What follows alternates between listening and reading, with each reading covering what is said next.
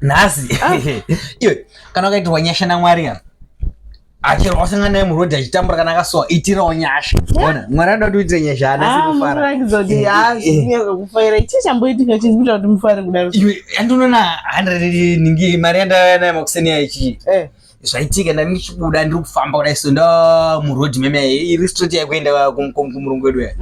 Saka ndabva ndaona mari ichitopepereswa kudai zvinhu ndinonga ba $100.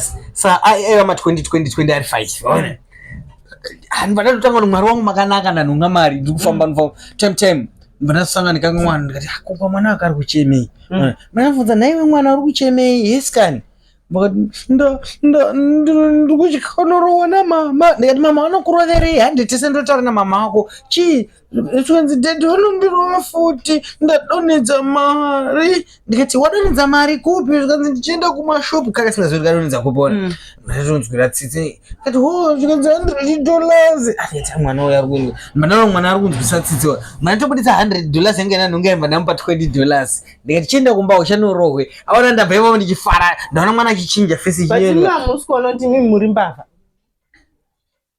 Aiwa samutoro kudi ini ndakatsira munhu arasama ndikatompowo pamari yangu ndanhonga inini ka ndatompowo $20 kuti asanoro yazika kuti uyu mwana uyu atadonedza ana kuti adonedza $100 atadonedza $100 $100 yake ka mwana aiwa aisi yake ndindanhonga mari ndamupaka iwe uri uzoti yake ndiyake seko zvino amundandiro ndanga ifambira ndo yamafambira aiwa but ndinotora mari kwaari kandi ndiri mbavha papiwe ini adonedza $100 imi mubva manhonga $100 ina nauzviona kani indangoona kuti ndanhonga mari iwe ndinoutsinye papiko ndinotsinya ndaidya ndega here mari ndatokutumira kunoko unotaura matengo adhiringi mukanwa mukataura kuti manitengero mubhi yangu umu nyama munotenga here ini mwana uyu anombogara kupi amene kwanogara kumusoro anonzani saka unomborita sei ndoda kunomupa mari yake unoiwana kupi mari yacho mari yatoshanda zvayo but ndichatotora yenye muhomwe mimi ndoenda kunomupa ndati pamari yandanhonga inini iye atarasa $100 inini ndanhonga hangu $100 munzira pamari yandanhonga ndobva ndamupawo $20 kuti asanorohwa kumba saka ndakanga ndisari ndamupa $20 pamari yangu yandanhonga nemwana uyu